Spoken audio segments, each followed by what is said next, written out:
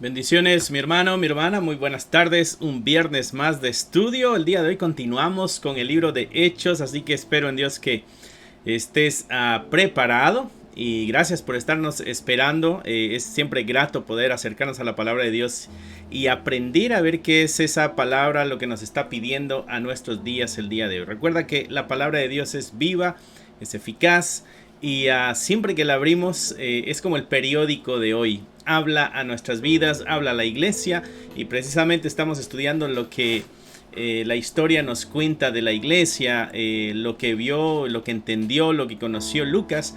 Lo relata en el libro de Hechos. Él es el escritor de este libro, al igual que del Evangelio que lleva su nombre. Un tremendo escritor, un gran escritor y un gran historiador también. Y se encargó de dejarnos puntos claves y muy claros en el desarrollo de la iglesia. Entendemos también que es el Espíritu Santo el que ha inspirado a Lucas para que escriba estos libros, así que esto lo debemos tomar como esta dirección divina para nuestros días también. Así que el día de hoy Hechos capítulo 7. Y con la ayuda de Dios vamos a ver todo el capítulo. Vamos a pasar así un vistazo panorámico en todo este capítulo. Es un capítulo extenso, tiene 60 versículos. Se nos hace un relato, un resumen interesante de la historia del pueblo de Israel en cuanto a su relación con Dios, en cuanto a esta relación de pacto con Dios. Muy interesante el discurso que tiene acá Esteban en este capítulo. Así que vamos a iniciar con una oración. Y tengan ahí sus Biblias y tengan ahí sus libros, sus lápices en mano por si necesitan tomar algunas notas. ¿Okay? Padre, te damos gracias por la oportunidad que nos das de acercarnos a tu palabra. Gracias por este capítulo que hoy estaremos estudiando. Háblanos a través de estos escritos, Señor. Habla a la iglesia de hoy, iglesia que necesitamos escuchar el entusiasmo, la entrega, la fidelidad que había en aquellos primeros cristianos que el día de hoy como iglesia debemos imitar. Gracias te damos, Señor Jesús, porque hasta el día de hoy tú has sido misericordioso y fiel, y tu fidelidad se manifiesta en permitirnos poder escuchar estos temas como lo que vamos a escuchar el día de hoy. Háblanos, Señor, y a cualquiera que esté enfermo, que nos está viendo a través de estas pantallas, Padre, tráele sanidad. Pon tu mano en sus cuerpos enfermos, tráele estabilidad emocional también y una fortaleza espiritual. Te lo pedimos en el nombre que es sobre todo nombre, en el nombre de Cristo Jesús. Amén, amén y amén. Así que muy animados, muy gozosos, entramos al estudio de este capítulo 7 de Esteban. Voy a leer una porción bastante grande de un solo y después vamos a ir tocando algunos temas que Esteban se encargó de tocar en este relato que nos escribe Lucas. Así que ustedes recordarán, la semana pasada estuvimos tocando acerca del capítulo 6 de Esteban. De Hechos, perdón, donde se nos hablaba de Esteban y se nos presentaba a Esteban como este hombre lleno del Espíritu Santo, un hombre lleno de sabiduría, un hombre lleno de fe. Esas fueron las descripciones que nos dio Lucas. Después está en una discusión con los principales de una sinagoga y ellos no podían defenderse ante las verdades que Esteban estaba exponiendo, ¿no? Entonces lo van a hacer una especie de juicio, porque hay unas acusaciones falsas de que él está hablando en contra del templo y que él está hablando acerca de cambios que se van a hacer en cuanto a la ley de Moisés. Y entonces se lo llevan a donde van a examinar su alegato para verle si es culpable o si es inocente. Y desde ya nosotros sabemos de que son juicios falsos, son juicios corruptos, porque son juicios similares a los que se tuvo que enfrentar nuestro Señor Jesucristo. Así que ya de por sí sabemos cuál va a ser el final de Esteban. Tú que has leído la escritura ya sabes cómo termina Esteban. Incluso el subtítulo en las Biblias dice defensa y muerte de Esteban, ¿no? Una pequeña aclaración en cuanto a ese título, porque ahí nos habla de la defensa de Esteban y en sí él no está defendiendo su vida, él no está defendiendo su persona, él está defendiendo esta verdad. Hay una defensa en cuanto a la doctrina que se está enseñando, no es una defensa en cuanto a si es inocente o si es culpable, sino que es una defensa de la verdad. Él está mencionando esta historia relatada del Antiguo Testamento y cómo está conectada con Cristo y cómo Cristo es el autor de esa historia del Antiguo Testamento y cómo es necesario que se vea ahora esta relación con Dios. Así que voy a empezar verso 1 del capítulo 7 de Hechos. Y como te dije, voy a leer una porción bastante larga. También va a estar pasando en tu pantalla para que puedas ir tomando tu nota o se te haga más fácil quizá la lectura, dependiendo del tamaño de tu pantalla. Imagino que si estás en una pantalla pequeñita de celular, quizá va a ser muy difícil poder leer esas letras, a menos de que tengas una muy buena visión. La mía ya se está perdiendo. Yo necesito ya letras grandotas. Ok. Defensa y muerte de Esteban, capítulo 7.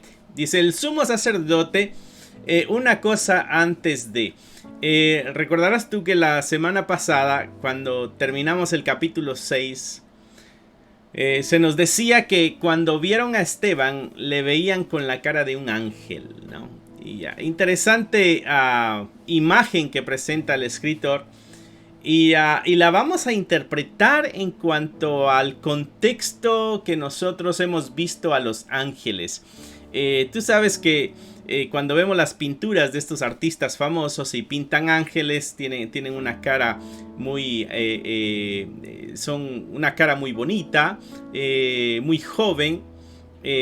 También inocencia se presenta en las pinturas que nosotros tenemos de ángeles y todo eso, ¿no? A veces algunos en forma de bebés. Y pudiera eso poner una imagen de lo que ellos pudieron haber visto, ¿no? Porque el escritor dice que le vieron como es el último verso del capítulo 6, que le vieron como la cara de un ángel, ¿no? Y de pronto rápidamente viene a nuestra mente esa imagen. Un ser muy inocente, muy agradable a la vista, atractivo, qué sé yo, ¿no? Sin embargo, algo que podemos ver a través de la escritura cuando vemos ángeles, muchas veces lo que traen es un juicio. Muchas veces los ángeles lo que traen es un mensaje de Dios que trae desgracia. Los vemos con espadas, dispuestos a pelear, dispuestos a vencer, dispuestos a destruir. Así que ahí hay otra imagen de lo que los ángeles son. Así que ya es nuestra responsabilidad entender e interpretar correctamente esta frase que se nos dio. Le vieron como la cara de un ángel, ¿no? Bueno, verso 1 del 7, ya sin tanto atraso. Dice, el sumo sacerdote dijo entonces... ¿Es esto así? Recuerda que lo están inculpando de que él está hablando del templo, está blasfemando, y en cuanto a la ley de Moisés que va a haber cambios. Dice, varones hermanos y padres, oíd. Y este es el discurso de Esteban. Un tremendo resumen del Antiguo Testamento. Vale la pena leerlo varias veces. Dice, oíd. El Dios de la gloria apareció a nuestro padre Abraham, estando en Mesopotamia, antes que morase en Harán, y le dijo, sal de tu tierra y de tu parentela y ven a la tierra que yo te mostraré. Entonces salió de la tierra de los caldeos y habitó en Harán, y ahí, muerto su padre, Dios le trasladó a esta tierra en la cual vosotros habitáis ahora, y no le dio herencia en ella, ni aun para sentar un pie, pero le prometió que se la daría en posesión y a su descendencia después de él, cuando él aún no tenía hijo. O sea, la historia de Abraham, verso 6. Y le dijo así que su descendencia sería extranjera en tierra ajena y que los reducirían a servidumbre y los maltratarían por 400 años. Y ahí está la profecía de la esclavitud de Israel allá en el territorio de Egipto. Verso 7. Mas yo juzgaré, dijo Dios, a la nación de la cual serán siervos, y después de esto saldrán y me servirán en este lugar. y le dio el pacto de la circuncisión. Y así Abraham engendró a Isaac, y le circuncidó al 8º día, e Isaac a Jacob, y Jacob a los 12 patriarcas. Los patriarcas, movidos por envidia, vendieron a José para Egipto, pero Dios estaba con él. Vamos a subirle un poco. Verso 10. Y le libró de todas sus tribulaciones y le dio gracia y sabiduría delante de Faraón, rey de Egipto, el cual lo puso por gobernador sobre Egipto y sobre toda su casa. Vino entonces hambre en toda la tierra de Egipto y de Canaán, y grande tribulación, y nuestros padres no hallaban alimento. Cuando oyó Jacob que había trigo en Egipto, envió a nuestros padres la primera vez, y en la segunda José se dio a conocer a sus hermanos, y fue manifestado a Faraón el linaje de José. Y enviando a José, hizo venir a su padre Jacob y a toda su parentela en número de 75 personas. Así descendió Jacob a Egipto, donde murió. Vamos a subirle un poquito. Así descendió Jacob a Egipto, donde murió él y también nuestros padres, los cuales fueron trasladados a Siquem y puestos en el sepulcro que a precio de dinero compró Abraham de los hijos de Hamor en Siquem. Pero cuando se acercaba el tiempo de la promesa que Dios había jurado a Abraham, el pueblo creció y se multiplicó en Egipto, hasta que se levantó en Egipto otro rey que no conocía a José. Verso 19. Este rey, usando de astucia con nuestro pueblo, maltrató a nuestros padres a fin de que expusiesen a la muerte a sus hijos para que no se propagasen. En aquel mismo tiempo nació Moisés y fue agradable a Dios y fue criado 3 meses en casa de su padre. Pero siendo expuesto a la muerte, la hija de Faraón le recogió y le crió como a hijo suyo. Y fue enseñado Moisés en toda la sabiduría de los egipcios, y era poderoso en sus palabras y obras. Verso 23. Cuando hubo cumplido la edad de 40 años, le vino al corazón el visitar a sus hermanos, los hijos de Israel, y al ver a uno que era maltratado, lo defendió, e hiriendo al egipcio, vengó al oprimido. Pero él pensaba que sus hermanos comprenderían que Dios le habría libertado por mano suya, mas ellos no lo habían entendido así. Y al día siguiente se presentó a uno de ellos que reñía y los ponía en paz, diciendo: varones, hermanos, sois, ¿por qué os maltratáis el uno al otro? Entonces el que maltrataba a su prójimo le rechazó, diciendo: ¿quién te ha puesto por gobernante y juez sobre nosotros? Verso 28. ¿Quieres tú matarme como mataste ayer al egipcio? Y al oír esta palabra, Moisés huyó y vivió como extranjero en tierra de Madián, donde engendró 2 hijos. Pasados 40 años, un ángel se le apareció en el desierto del monte Sinaí, en la llama de fuego de una zarza. Entonces Moisés, mirando, se maravilló de la visión, y acercándose para observar, vino a él la voz del Señor: yo soy el Dios de tus padres, el Dios de Abraham, el Dios de Isaac y el Dios de Jacob. Y Moisés, temblando, no se atrevía a mirar. Verso 33. Y le dijo el Señor: quita el calzado de tus pies, porque el lugar en que estás, tierra santa es. Ciertamente he visto la aflicción de mi pueblo que está en Egipto, y he oído su gemido, y he descendido para libraros. Ahora pues ven, te enviaré a Egipto. A este Moisés, a quien habían rechazado, diciendo: ¿quién te ha puesto por gobernante y juez?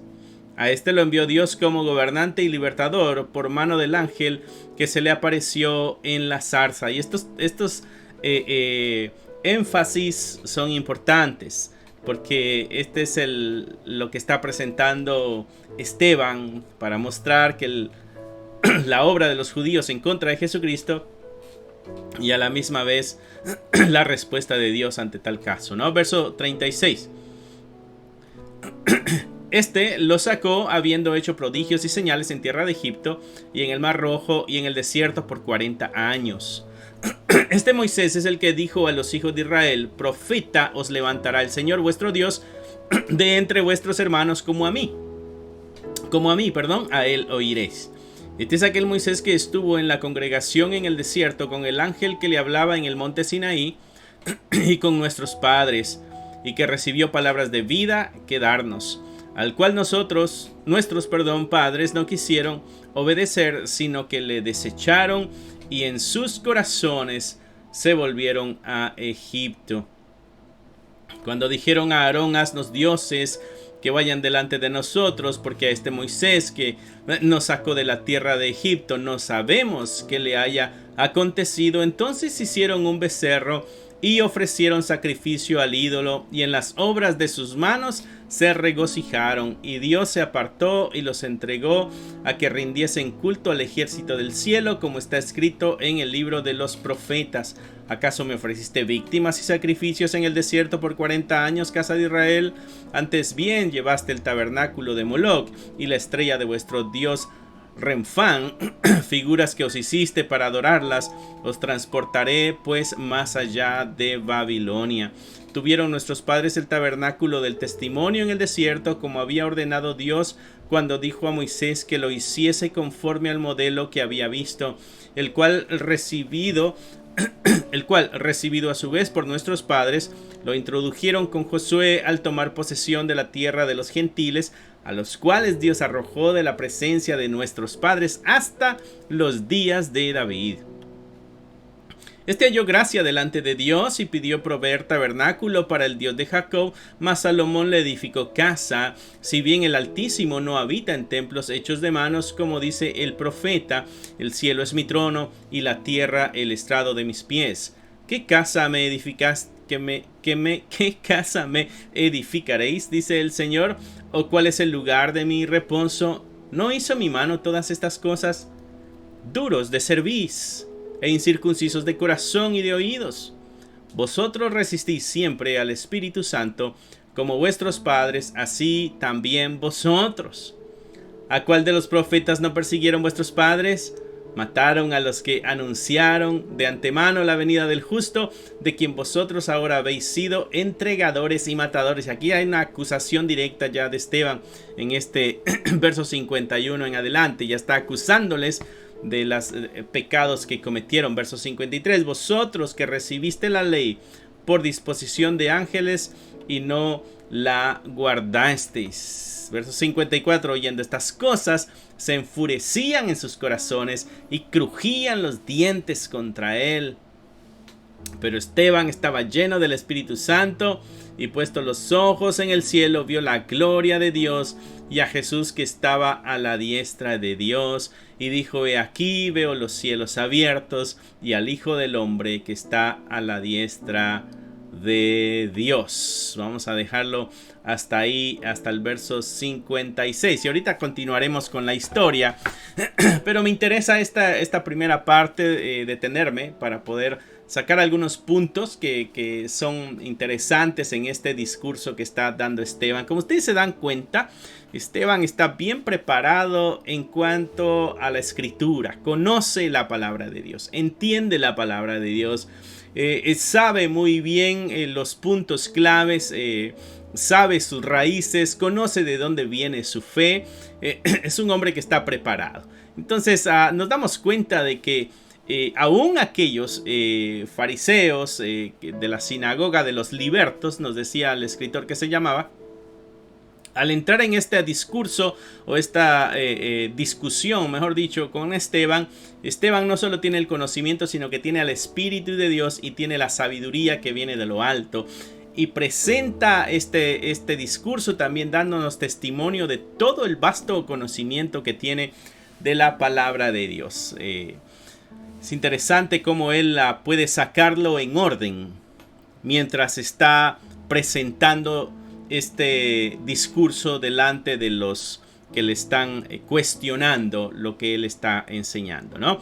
Quiere decir que no es la primera vez que lo hace. Es alguien que ha recitado la historia varias veces, y podemos ver ahí la elocuencia y podemos ver ahí el orden. Nosotros cuando contamos una historia a veces decimos: oh, pero antes sucedió esto, y después nos saltamos de evento en evento y de ahí nos regresamos al principio, porque nos falta afinar cuando nosotros damos nuestras historias, cuando damos nuestro testimonio. Muchas veces nos cuesta ponerlo en orden, organizarlo para que sea grato a los oídos del oyente.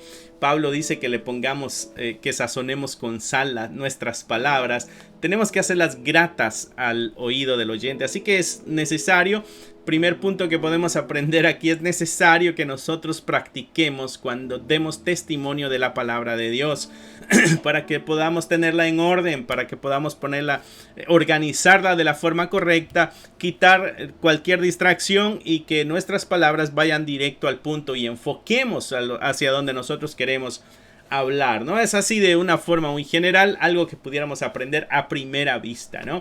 Pero cuando nos detenemos ya de una forma un poquito más cercana al pasaje, nos acercamos un poquito más en detalle a lo que está hablando Esteban, podemos encontrar algunos puntos bien importantes. Por ejemplo, podemos ver de que la actividad de Dios no está limitada a un territorio geográfico, no está limitado. Lo que él les está diciendo al pueblo de Israel es de que Dios no se limita a funcionar solamente en el pueblo de Israel, en el área de Israel. No, Dios no tiene limitaciones. Dios es el Dios del universo, porque él le habló a Abraham cuando estaba en la Mesopotamia. En todo este relato descubrimos eso, capítulo 7, versos 2 y 3. También le habló en Harán, que está en el verso 4. También bendijo a José en Egipto, es otro territorio lejano. Le habló a Moisés en el desierto de Sinaí, cuando se le parece en la zarza ardiendo. Y también llevó a cabo muchos prodigios y señales en Egipto. Y el Mar Rojo que se abre en el desierto, Dios hizo multitud de milagros, entregó la ley también al pueblo en el monte Sinaí. Entonces nos damos cuenta de que Dios no está limitado a un territorio geográfico. Y eso es y ese es uno de los puntos que Esteban está presentando aquí a este pueblo, a estos judíos que están ahorita cuestionando lo que él está enseñando. Dios en la misma historia bíblica, en la misma historia del Antiguo Testamento, les está diciendo, Dios no se limitaba a una área. Dios no se limitaba a un espacio geográfico, sino todo lo contrario. Daba fe de que es Dios del universo. Él es el dueño de todo lo que existe. Otro aspecto que podemos encontrar en este relato que nos está dando Esteban es en cuanto a la adoración. La adoración no es necesariamente solamente en el templo. Uno de los puntos que ellos tenían en las acusaciones, estar hablando de que estaba hablando en contra de Moisés. Bueno, en su relato él habla y mete a Moisés en su historia y nos damos cuenta de que no está hablando en contra de Moisés. Al contrario, está afirmando lo que Dios hizo con Moisés y a través de Moisés para beneficio del pueblo. La otra cosa que le acusaban era de que hablaba en contra del templo y él menciona que el templo es el lugar de adoración y cómo David tuvo el deseo de hacer el templo, pero cómo lo termina haciendo su hijo. Sin embargo, también recuerda algo que los profetas habían dicho acerca del templo, ¿no? De que Dios no habitaba en templo hecho con mano de hombres, ¿no? Por si ellos creían que tenían como la patente de la presencia de Dios, como que si ellos hubieran tenido la patente de la estancia de Dios, les recuerda que cuando Dios le habló a Moisés en el desierto, en la zarza ardiendo, ese lugar era un lugar santo, tanto así que le dijo a Moisés, quítate las sandalias de los pies porque el lugar que pisas es un lugar santo. O sea que Dios estaba en ese lugar que no era el templo en Israel. Les recuerda de que la adoración a Dios no se limita solamente a un lugar. Es algo similar a lo que Jesucristo le enseña a la mujer samaritana. La mujer samaritana le dice a Jesús, ustedes dicen que hay que adorar a Dios allá en el sur. Nosotros decimos que acá por el norte se puede adorar a Dios. Y Jesucristo le dice, mujer, le dice, llegará el día en que se adorará a Dios en todos los confines de la tierra. No hay un lugar específico para adorar a Dios. A Dios se le adora en cualquier lugar, ¿no? Dios tuvo un encuentro con Dios en el monte Sinaí y recibió ahí las palabras de vida de parte de Dios. So vemos esta relación fuera del territorio, ¿no? Así que el tabernáculo era un lugar de adoración adecuado, pero para el pueblo de Israel. Y cuando Esteban concluye acá su discurso, antes de entrar a esta idea de que el lugar donde está el templo es una tierra santa, el pueblo estaba en manos de gentiles, estaba en manos de paganos, ¿no? Las escrituras dan testimonio de que Dios no habita en casas hechas por mano de hombre, ¿no? Mira, aquí dice en el verso 48: si bien el Altísimo no habita en templos hechos de mano, como dice el profeta, el cielo es mi trono, la tierra el estrado de mis pies, ¿qué casa me edificaréis? Dice el Señor. ¿O cuál es el lugar de mi reposo? ¿No hizo mi mano todas las cosas? ¿Por qué? Por la gran defensa que tenían en cuanto al templo. Lo mismo sucede con Jesucristo. Cuando Jesucristo menciona que destruirá el templo y lo levantará al tercer día, en 3 días, refiriéndose a su muerte. Pero cuando ellos entienden de que usó el templo como ejemplo, o está hablando del templo, las acusaciones es: él dijo que iba a destruir el templo, porque el templo es el lugar sagradísimo para estas personas. Sin embargo, Esteban en su discurso está dando evidencia de una verdad que quizá no se había comprendido, de que donde quiera que Dios esté, ese lugar es un lugar santo, es un lugar, y santo lo que quiere decir es apartado. Apartado. Tú, mi hermano, mi hermana, si tienes al Espíritu Santo en tu vida, la Escritura dice que tú eres un santo, ¿no? No un santo como la iglesia popular de pronto lo entiende, a alguien que hay que rendirle culto, adoración y pedirle ciertos milagros, sino que lo que la palabra indica con santo es apartado. Entonces, si tú tienes al Espíritu Santo, tú eres automáticamente santo, porque el lugar donde Dios habita se santifica. Y por eso nuestra exigencia bíblica en cuanto a caminar en santidad, ¿no? Interesantes puntos que podemos ver aquí. Otro punto interesante que podemos ver en cuanto al discurso de Esteban es de que alguna afirmación que él hace: los judíos habían rechazado constantemente a los representantes de Dios. A los profetas los mataron.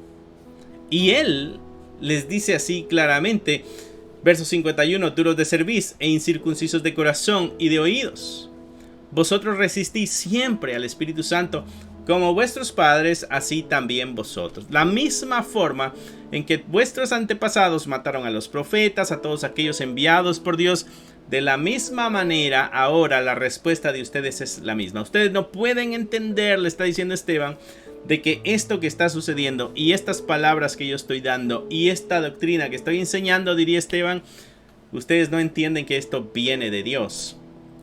Y el resultado, la respuesta que ustedes están dando a esta gran bendición es la misma respuesta que dieron los padres de ustedes en el pasado, matando a los profetas. Dice el 52: ¿a cuál de los profetas no persiguieron vuestros padres? O sea que a todos los profetas fueron perseguidos por este pueblo. Entonces no es de sorprenderse para Esteban de que esté padeciendo persecución. Él entiende, esta gente dura de cerviz, necia, terca, siempre con un corazón cerrado, va a perseguir aquello que esté empujando y expandiendo el reino de los cielos. Así que él de antemano sabe de que la persecución es parte de su vida. Y eso es algo que tú y yo debemos tener por seguro, mi hermano, mi hermana. La persecución es parte de nuestra vida cristiana. La persecución es parte de aquello que trata de cortar nuestras palabras, porque nosotros comunicamos una verdad que viene de Dios, que trae libertad y que trae vida eterna. Y aquel que quiere llevarse a todo el mundo al infierno, bueno, pues entonces va a estar luchando en contra de esta verdad. Así que el cristiano debe tener esto muy claro en su mente, de que va a haber persecución. Por eso debemos estar preparados para cuando la persecución viene. En vez de estar lloriqueando porque estamos siendo perseguidos, debemos estar preparados para mantenernos firmes cuando somos perseguidos, ¿no? La misma escritura nos dice que es necesario de que por muchas tribulaciones entremos al reino de los cielos. Así, Jesucristo dijo: en el mundo tendréis aflicción. Así que la aflicción, el dolor, la tristeza, la angustia, todo eso es parte de la vida del creyente.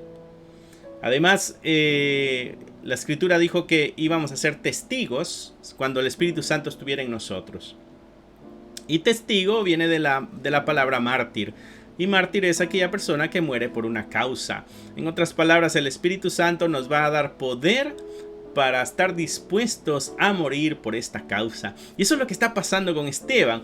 Lucas aquí ya está despidiendo todo lo que está sucediendo en Jerusalén y ya se va a extender hacia los lugares más allá. Recuerda, Hechos 1:8 decía de que el Espíritu Santo iba a venir sobre los discípulos, la promesa que Cristo les está dando cuando todavía no ha ascendido, que el Espíritu Santo va a caer sobre ellos, les va a dar poder para ser testigos en Jerusalén, en Judea, Judea es la provincia, Samaria es la provincia del norte, y hasta el fin del mundo, o sea, de que no iba a tener límite. Jesucristo dijo que esto iba a ser como una semilla de mostaza que se sembraba y crecía un árbol grande que llenaba sus ramas de hojas y que permitía que los nidos de los pájaros llegaran ahí. También dijo que el reino de los cielos era como la levadura, una pequeña parte de levadura que una mujer escondió en 3 medidas de harina y todo se fermentó. Eso es lo que está sucediendo aquí. Esta es la pequeña semilla de mostaza que está ya creciendo, echando raíces y va a comenzar a avanzar. Aquí ya está a punto de salir de Jerusalén. Este es el evento que hace que la iglesia salga huyendo, salvando su vida a causa de las persecuciones, porque matan a Esteban y se levanta una persecución sobre la iglesia, y la iglesia en su huida va predicando el evangelio y va hablando las bendiciones, las maravillas, la grandeza de Dios. Recuerda de que Dios ya los ha equipado. El Espíritu Santo les dio la habilidad de hablar otros idiomas. Allá en el capítulo 2 les dio la habilidad de hablar otros idiomas. Ahora que salen del territorio de Jerusalén y van a ir a otros lugares donde se hablan otros idiomas, ya va la gente con un don especial por Dios. ¿Para qué? Para que sigan predicando el evangelio. Y esto es lo que nos ayuda a entender el porqué de las lenguas de aquel entonces. En el capítulo 2 de Hechos, ¿no? Así que vemos estos 3 aspectos en el discurso de Esteban. Dios no se limita a funcionar solamente en una área geográfica. Dios no se limita a ser adorado también solamente en el templo, ¿ok? Y lo otro que nos dice ahí es de que los judíos constantemente han perseguido a todos los representantes de Dios. Así que mi hermano, tú y yo entramos en esa categoría. Tarde o temprano la persecución también va a caer sobre nosotros y nosotros debemos estar preparados, debemos estar listos para poder enfrentar eso. No esperes a que llegue la persecución para fortalecerte. Desde ya tenemos que fortalecernos para que cuando llegue la persecución estemos firmes y entonces no nos venza ni nos desmaye nada de lo que pudiera suceder, ¿no? Así que muy interesante este discurso, vale la pena leerlo un par de veces. Un lindo resumen del Antiguo Testamento, ¿no? Así que el ministerio acá de Esteban muestra estos nuevos senderos del evangelio. Es una especie de bisagra que se abre donde hay el Antiguo y el Nuevo Testamento. Pero esto que está uniendo, que es Jesucristo, ¿no? Y nos está mostrando cómo el cristianismo no es parte del judaísmo. Es algo totalmente nuevo y diferente de Dios. Y eso es lo que Esteban está dejándonos notar en su discurso, ¿no? Abre estas puertas para esta misión global de la iglesia. Él que posiblemente no lo sabía, pero él es el que abre las puertas en cierto sentido para la misión de la iglesia, y a donde quiera que vaya la iglesia, algo que va a hacer siempre la iglesia va a ser predicar esta verdad. Para algunos, la historia de Esteban pudiera ser un fracaso. Mira lo que dice el verso 54. Oyendo estas cosas se enfurecían en sus corazones y crujían los dientes contra él. Pero Esteban estaba lleno del Espíritu Santo. Puesto los ojos en el cielo, vio la gloria de Dios y a Jesús que estaba a la diestra de Dios, ¿no? Entonces él dice estas palabras: he aquí veo los cielos abiertos y al Hijo del Hombre está a la diestra de Dios. Entonces ellos, dando grandes voces, se taparon los oídos y arremetieron a una contra él. Como que se armaron de enojo, se llenaron de enojo, se tapan los oídos como diciendo ya no queremos seguir oyendo, y se van en contra de él. Y echándole fuera de la ciudad, le apedrearon, y los testigos pusieron sus ropas a los pies de un joven que se llamaba Saulo. Y aquí Lucas nos introduce a otro personaje importantísimo en la historia de la iglesia. Saulo, mejor conocido como Pablo, estaba presente. Está presente en este evento cuando están sacando a Esteban. Saulo aquí, y se le llama Saulo y Pablo no porque Dios le haya cambiado el nombre a Pablo, sino que Saulo es su nombre en hebreo. Pero cuando ya sale de Jerusalén, su nombre es mencionado en un idioma gentil, así que por eso se le llama Pablo. Su nombre romano al parecer. Entonces dice el verso 59, y apedreaban a Esteban mientras él invocaba y decía: Señor Jesús, recibe mi espíritu. Y puesto de rodillas clamó a gran voz: Señor, no les tomes en cuenta este pecado. Y habiendo dicho esto, durmió. ¿Se te hacen conocidas las palabras de Esteban en ese momento en que está enfrentando la muerte? Bueno, son similares a las de Jesucristo cuando está en la cruz, que está diciendo que aquellos que le están crucificando, los que le acecharon y los que le juzgaron injustamente, Jesucristo dice: perdona sus pecados porque no saben lo que hacen. Padre, perdónalos porque no saben lo que hacen. Las palabras de Esteban es: no tomes en cuenta este pecado. Y habiendo dicho esto, durmió. Interesante la expresión de Lucas: durmió. ¿Por qué? Porque el cristiano tiene vida eterna. No pierde la vida. En estas expresiones nos deja a entender el escritor de que este no es un fracaso, esta no es una pérdida, al contrario, esto es parte del proceso de la vida del creyente. Para algunos pudiera ser un fracaso porque dio tan tremendo discurso, pero al fin de cuentas lo mataron. No, es que él no estaba defendiendo su vida, él estaba defendiendo el evangelio. Él era testigo del evangelio, no estaba defendiendo su vida tratando de salvarla. No, él tenía en cuenta las palabras de Jesucristo también. Jesucristo dijo que a eso había venido. Y a esto he venido yo, dice Jesucristo. ¿Y qué? ¿Voy a huir ahora cuando ya se está acercando el tiempo de la muerte? Dice, no, para esto fui yo enviado, ¿no? Así que Esteban tiene en mente también eso y sabe de que el riesgo que estaba enfrentando no era una mala decisión ni era cuestión de mala administración de su vida, sino que era la forma en que tenía que funcionar, ¿no? En el verso 59, verso 58, perdón, se nos habla de que los testigos pusieron sus ropas a los pies de un joven que se llamaba Saulo. Saulo es el apóstol que llega a ser para los gentiles. Jesucristo elige a Saulo y lo nombra apóstol de los gentiles. Hay una tremenda conexión en esta historia de Saulo y la historia de Esteban. Saulo, en cierto sentido, pudiéramos decir que queda impactado por la forma en que Esteban enfrenta la muerte. Ya después a Jesucristo se le aparecerá a Saulo en el camino y lo dejará ciego. La historia la leeremos en el futuro, un pequeño adelanto. Y se le aparece Jesucristo y cree automáticamente a Saulo. Y se convierte en este apóstol para los gentiles. Esta escena que nos muestra Lucas en esta historia nos deja ver también, mis hermanos, lo radical que debe ser el cristiano.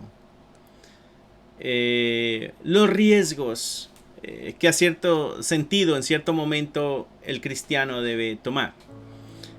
Los intereses que deben mover al cristiano. El tema de Esteban, es un tema bien radical.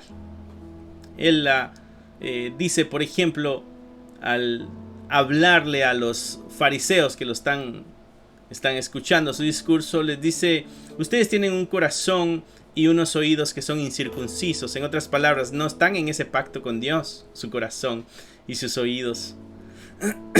Y otra cosa que les dice es: resisten siempre al Espíritu Santo, acá en el verso 51, y siguen el ejemplo de sus padres.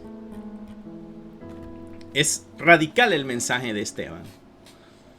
La única forma es encontrarnos con Cristo. La única manera de tener la salvación es encontrarnos con Jesucristo, rendirnos ante Él y permitirle que haga los cambios, no solamente físicos en cuanto a pecados que pudieran externalizarse, sino matar la raíz del pecado dentro de nuestro corazón y de nuestro ser. Esteban es radical en su mensaje, no mide las palabras con la intención de no ser despreciado o no ser rechazado. Dice la verdad tal como es. No está exagerando. No está ofendiendo, está diciendo la verdad. No está tratando de denigrar a nadie, señalándole. Le está haciendo ver el pecado para que puedan encontrar o motivarse a hacer algún cambio. Así que lo radical de Esteban nos deja a nosotros un sabor de boca y de obligación y de responsabilidad que para muchos pudiera ser un tanto amargo o exagerado. Pero a eso fuimos llamados, mis hermanos, a poder actuar como actuó Esteban. La forma en que enfrenta la muerte Esteban es también muy interesante de estudiar, porque Esteban está, en sus palabras, de acuerdo al relato que nos está dando Lucas, Esteban está como tranquilo. Esteban no está maldiciendo, no se está quejando. Y eso que está muriendo, está siendo apedreado, está siendo lapidado. El tipo de muerte era una muerte muy cruel, dolorosa. Pero él no está maldiciendo a sus asesinos, no está maldiciendo a Dios porque no hace nada. Al contrario, él tiene una visión, tiene una imagen que se le presenta y lo que ve es a Dios en el trono. Él está en control, nada se está saliendo de control y tiene esta imagen de Dios en el trono. Esto que está pasando es parte del orden divino. Y a su diestra ve a Jesucristo. Jesucristo está ahí. ¿Recuerdan aquel pasaje cuando Jesucristo dice: el que me niegue en la tierra, yo le negaré delante del Padre y delante de los ángeles? Pero al que no me negare, él le confesará delante del Padre. Y esta imagen nos trae eso a memoria porque Esteban ha entregado la vida en la defensa de esta verdad y no ha negado a Jesucristo. Así que ahora tiene la visión de Jesucristo no negándole delante del Padre. Pudiéramos hasta imaginar una especie de diálogo ahí de Jesucristo con Dios diciendo: Esteban, este es uno de los grandes mártires. Pudiéramos quizá imaginar las palabras de Jesús diciéndole a Esteban: buen siervo fiel, en lo poco fuiste fiel, en lo mucho te pondré, entra al reposo de tu Señor.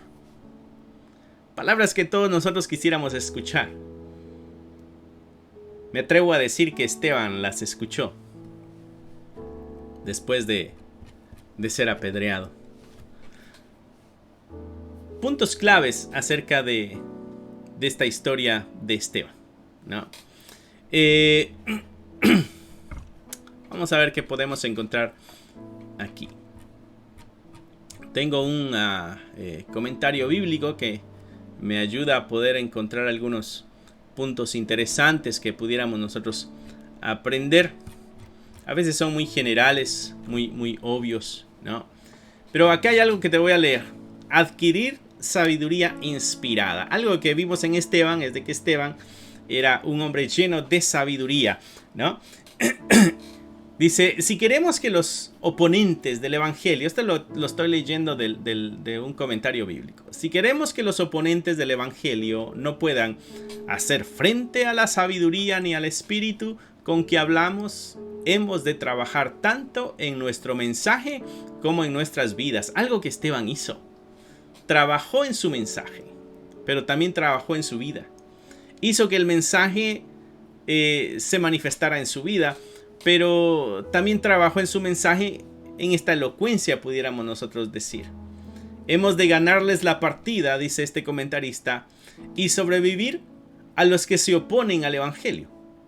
Se me ocurre al menos 5 requisitos en este sentido, y esto se me hizo a mí interesante. 5 requisitos para adquirir la sabiduría inspirada de Dios, para poner nuestra defensa, para salir victoriosos, así como lo hizo Esteban. Primer punto de sabiduría, primer requerimiento o requisitos para poder tener esta sabiduría. Hemos de conocer las Escrituras. Vimos cómo Esteban conocía las Escrituras. Empezó su relato desde Abraham hasta Jesucristo. Un relato elocuente donde mostró la alianza, la misericordia y el amor de Dios hacia un pueblo. También mostró a un pueblo que estaba lejos de la tierra donde ahora estaba el templo. Y también mostró a un pueblo que rechazaba constantemente la dirección de Dios. Era un hombre conocedor de la palabra y trajo todo ese discurso que sin duda alguna en el cierre de su discurso es donde se despierta el enojo y el odio en el corazón de aquellos que arremeten contra la vida de Esteban. Pero hay elocuencia, él conoce las Escrituras. Una exhortación, mi hermano, para nosotros el día de hoy es que conozcamos las Escrituras. Otro aspecto importante o requisito para adquirir sabiduría es conocer a las personas a quienes servimos y su manera de pensar. Nosotros debemos entender y conocer la cultura de aquellas personas a quienes nosotros nos dirigimos con el mensaje de salvación, a quienes les instruimos con la palabra de Dios, a quienes les instruimos con la verdad de Dios, a quienes les enseñamos lo que hemos aprendido en la palabra de Dios. Debemos tomar en cuenta cuál es su contexto, debemos entender su manera de pensar, ¿ok? Porque tiene que ir en su contexto. El punto 3 da 5 puntos este asunto, ¿no? El punto número 3 es: hemos de permitir que las Escrituras hablen de manera incisiva a los asuntos que afronta nuestra audiencia. O sea, nosotros al conocer las vidas de las personas a quienes les servimos y conocer la manera de pensar de estas personas a quienes comunicamos la verdad, también nosotros debemos asegurarnos de que la Escritura se las interpretemos para que les hablen a sus situaciones, que que afronte las cuestiones diarias o lo que ellos están enfrentando. Esto se consigue, dice acá el escritor de este comentario, esto se consigue mediante una reflexión cuidadosa, procurando encontrar formas de establecer la conexión entre el mundo de la Biblia y el de nuestros oyentes. Tenemos la responsabilidad, mis hermanos, de interpretar la palabra de Dios.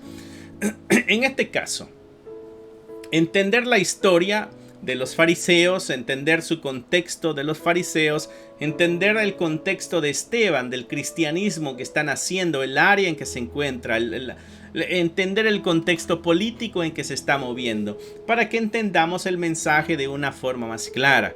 Ya que lo hicimos, tenemos que entender nuestro contexto el día de hoy en el área que vivimos, a la gente que le hablamos, su forma de pensar, como decía muy bien acá el escritor de este comentario. Y ahora tenemos que traer aquí a historia de la Biblia y traerla y que sea puntual, que sea relevante para los oyentes de hoy, ¿no? Dice aquí, debemos encontrar formas de establecer la conexión entre el mundo de la Biblia y el de nuestros oyentes, ¿no? Es lo que hizo Esteban en su discurso. Punto número 4. Hemos de asegurarnos de que no hay obstáculos en nuestras vidas para que el Espíritu pueda llenarnos. Eso es clave. Hemos de asegurarnos de que no hay obstáculos en nuestra vida para que el Espíritu pueda llenarnos. Hemos de ser vasos preparados para uso del Maestro, purificados de cosas innobles y dispuestos para cualquier buena obra. ¿Ok? ¿Por qué? Porque un vaso limpio es un vaso útil para el Señor. ¿Cuáles son los estorbos que encuentra el Espíritu Santo en nuestras vidas para que pueda llenarnos? Bueno, a veces estamos muy llenos de nosotros. A veces hay pecados, hay arrepentimientos que todavía no hemos hecho, hay perdón que todavía no hemos dado, hay amargura en nuestro corazón. Cuando hay pecado en nuestra vida, nos convertimos en unos vasos que no pueden ser útiles para la obra del Señor. Tenemos que purificarnos, tenemos que limpiarnos, tenemos que lavarnos de nuestra maldad. Y el punto número 5, a través de la oración hemos de asegurarnos de estar en sintonía con la mente del Espíritu Santo. Debe haber una vida de oración. Que estemos seguros de que esta es la dirección que el Espíritu Santo está dando. Esteban estaba completamente seguro que estaba siguiendo la dirección del Espíritu de Dios.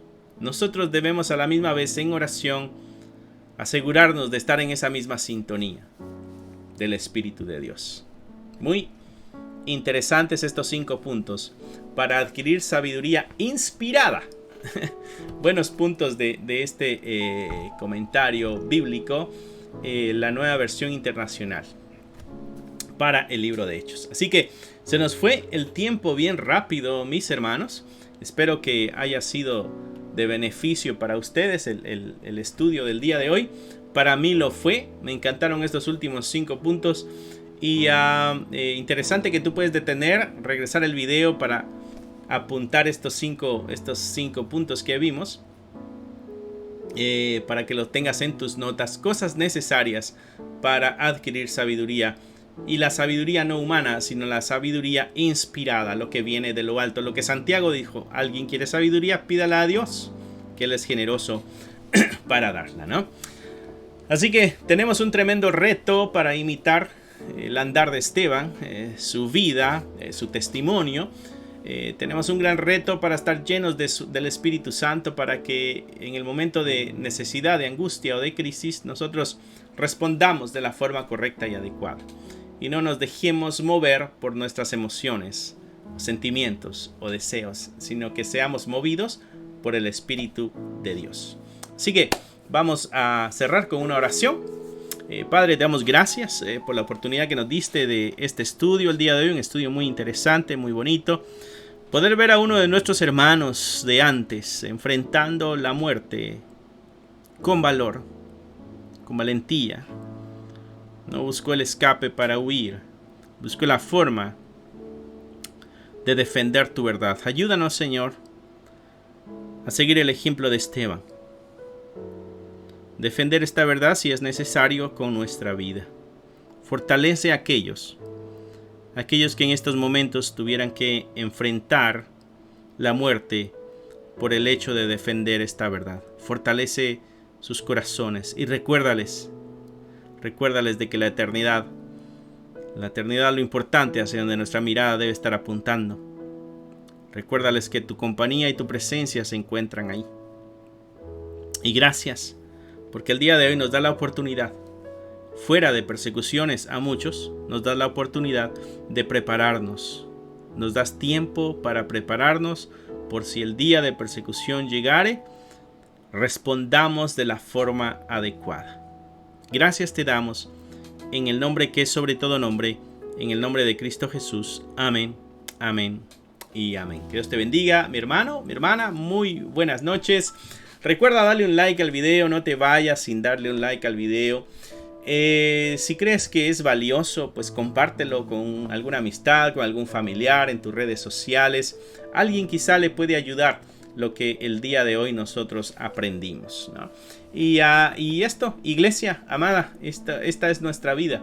Esto es lo que debemos hacer. Y así como Esteban brilló, así es como tú y yo debemos brillar en este mundo. Que Dios te bendiga, que Dios te guarde. A las 2 de la tarde por este canal, los que nos ven por esta plataforma, miércoles y viernes a las 7 de la noche. Que Dios me los bendiga, que Dios los guarde, que pasen una noche bendecida, que descansen y que mañana tengan la oportunidad de gozarse en la creación de Dios, pero también la oportunidad de comunicar esta verdad a alguien que no la conoce. Que Dios les bendiga, mis amados hermanos, y nos estaremos viendo pronto. Bye.